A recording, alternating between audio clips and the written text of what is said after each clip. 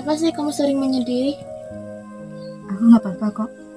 Santai aja, kalau ada masalah kamu cerita aja. Siapa tahu aku bisa bantu. Gimana ya? Tenang aja, aku nggak akan ceritain ke orang lain apa yang kamu sampaikan ke aku kok. Beneran. Iya, Jadi gini, kalau ada kelas nggak ada orang berteman sama aku. Kadang aku merasa ada salah pada diri aku. Karena mereka selalu membicarakan hal buruk tentangku. kenapa kamu merasa seperti itu? Karena pada saat aku belajar dekat mereka, mereka selalu bicara dengan bisik-bisik. Setelah itu mereka tertawa. Apa ada hal yang lain kamu rasakan? Ada contohnya pada saat kerja kelompok tadi. Kan pada saat kerja kelompok kita harus melakukan pendapat. Pada saat itu aku juga melakukan pendapat. Pada saat aku melakukan pendapat, mereka malah tertawa. Pada saat aku tidak melakukan pendapat, mereka marah-marah. Padahal mereka menyuruhku untuk melakukan pendapat. Apa ada yang lain lagi? Ada, tadi juga aku ngajak mereka ke kantin bersama. Terus kita pergi ke kantin bersama. Setelah aku selesai belanja, aku nggak lihat mereka di luar kantin, tapi di dalam kantin. Aku pun kembali ke kelas dengan sendirian. Aku kembali ke kelas, aku sudah melihat mereka sedang makan dan tertawa bersama. Di situ aku tahu kalau mereka meninggalkanku di kantin sendirian. Sejak kapan kamu merasa seperti itu? Sejak awal semester 1, Jadi, apa yang kamu inginkan? aku hanya ingin memiliki teman sama seperti mereka.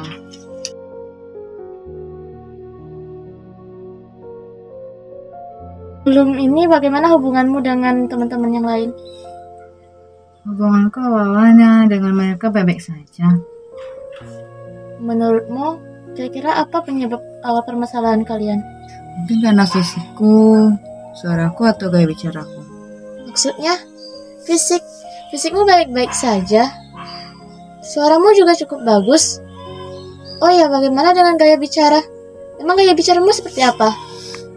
Aku sudah terbiasa dari kecil berbicara dalam kehidupan sehari menggunakan bahasa Indonesia, sementara mereka menggunakan bahasa daerah. Mungkin ketika aku menggunakan bahasa Indonesia berbicara dengan mereka merasa aku sok kekotaan. Mungkin karena konflik antara aku dan Tata waktu kelas 5 SD dulu. Jadi pada saat itu kami jam kosong. Dan di dalam kelas hanya ada siswa perempuan saja. Tata bertanya, kenapa aku selalu menggunakan bahasa Indonesia dalam kehidupan sehari, sementara mereka menggunakan bahasa daerah antar sesama mereka. Aku pun menjawab, karena aku sudah terbiasa dan diajarkan orang tua aku untuk menggunakan bahasa Indonesia dalam kehidupan sehari-hari. Lalu dia pun mengatakan kalau aku sok kekotaan.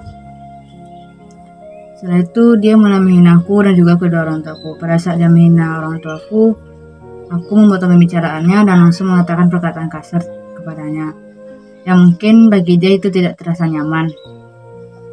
Pada saat sampai ini, aku dan Tata satu sekolah, dan dia juga masuk dalam kelasku.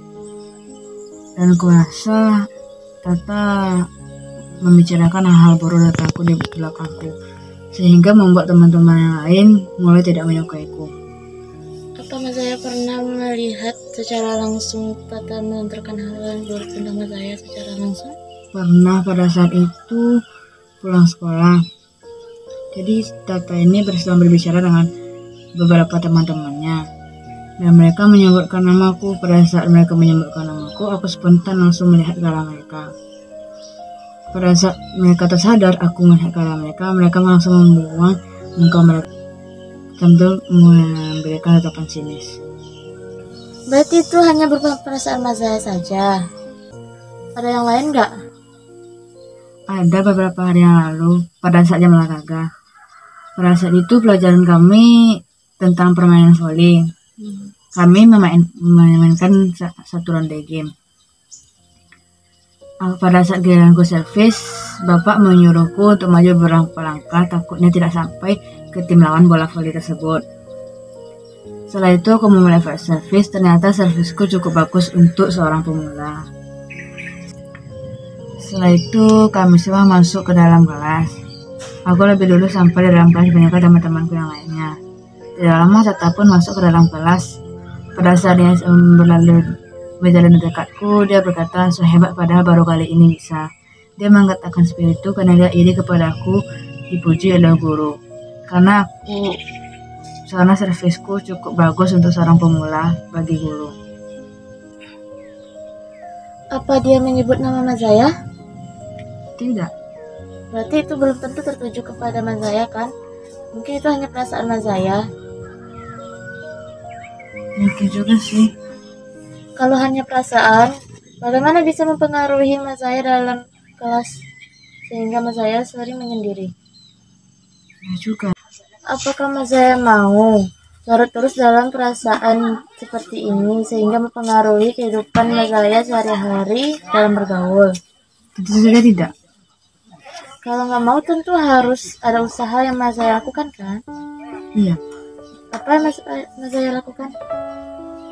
Aku akan berbicara dengan Tata dan meluruskan kesalahpahaman yang terjadi di antara kami.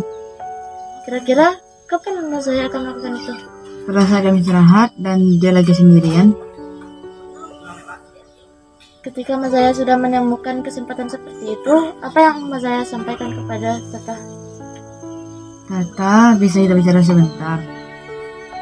Aku cukup lama juga merasakan hal ini. Setiap aku memikirkannya, aku selalu sedih. Sepertinya kamu selalu melihatku dengan tatapan sinis. Apa ada salah pada diri aku? Kalau tidak, apa ada kesalahan aku yang membuat kamu tidak nyaman? Kalau iya, katakan sekarang agar aku bisa berubah dan juga mengakui kesalahanku. Kalau menurutmu, bagaimana dengan itu? Kalau menurutku, jika aku berada di posisi Tata, mungkin aku akan malas. Apa ada kata-katamu yang lebih menyentuh hati? Tata, bisa kita bicara sebentar? Tapi kamu harus mendengarkan aku sampai aku selesai. Jangan kamu pergi dulu. Perasaan ini sudah cukup lama aku rasakan. Dan setelah aku memikirkannya, aku selalu sedih dan aku tidak fokus saat melakukan pekerjaannya yang aku lakukan. Contohnya saat belajar. Aku tidak tahu apakah ini perasaanku saja atau memang ini benar-benar terjadi. Aku rasa kamu kayaknya suka memberikan tatapan sinis kepada aku. Apa ada salah sama pada diri aku? Apa kamu tidak menyukai sesuatu hal dari diriku? Katakan sekarang kalau memang iya, agar aku bisa merubah diri aku. Karena mungkin saja orang lain juga tidak nyaman melihat diriku seperti itu. Atau mungkin aku pernah membuat kesalahan kepadamu. Jika benar, katakan permasalahannya apa agar aku bisa mengakui kesalahanku dan kita bisa menemukan kesalahpahaman ini. Kalau menurutmu, bagaimana kata itu? Bagus itu. Tapi jika Tata tidak mau mendengarkanmu, apa yang akan kamu lakukan? Aku akan berusaha meyakinkannya lagi agar dia mau mengatakan kenapa dia melakukan hal itu kepadaku, atau memang perasaan saja seperti itu. Aku mungkin akan menyampaikan kata-kata yang lebih meyakinkan dan lebih menyentuh hati. Ya, betul. Kamu harus selalu optimis dalam menghadapi masalah. Kira-kira apa yang akan saya lakukan lagi?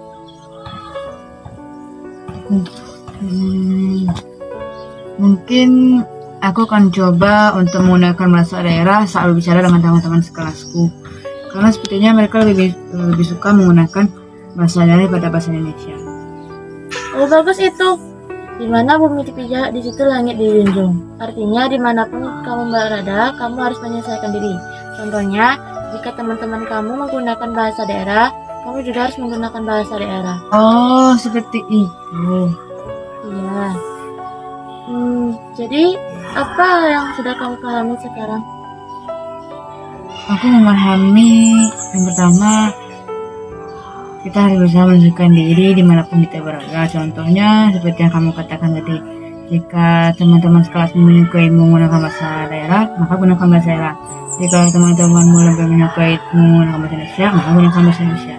Yang kedua, selalu berpikiran positif kepada orang lain. Jangan hanya karena tindakannya kita langsung memberikan negatif ke orang itu. Contohnya aku yang berpikir Tata tetap kasih padaku karena dia membenciku, tidak menyukaiku, atau karena aku punya kesalahan padanya. Yang ketiga, mungkin jangan berpikiran negatif kepada seseorang hanya karena dia melakukan satu kesalahan. Jadi sekarang kamu sudah tahu kan apa yang harus kamu lakukan? Iya. Apa saja itu? Pertama, aku akan berusaha untuk menggunakan bahasa daerah dalam kehidupan sehari-hari, terutama di kelasku, berbicara dengan teman-teman kelasku. Yang kedua, aku akan berbicara dengan rata dan meluruskan kesalahpahaman yang terjadi antara kami. Apa sekarang masih ada perasaan yang mengganggu hatimu? Alhamdulillah, setelah sepanjang kita berbicara tadi, beban di hatiku sudah mulai berkurang. Terima kasih Maulita karena sudah mau mendengarkan curahan hatiku, sehingga beban di hatiku sekarang sudah mulai berkurang. Kalau kamu ada masalah, kamu boleh kok cerita sama aku. Terima kasih banyak ya Maulita. Ya, sama-sama. Itulah teman-teman, betapa pentingnya konseling teman sebaya. Jika kita bercerita terhadap guru atau keluarga, mungkin masih terbesit rasa malu dan rasa takut. Tetapi, jika kita berbicara terhadap teman sebaya, mungkin akan lebih santai mencurahkan isi hati kita.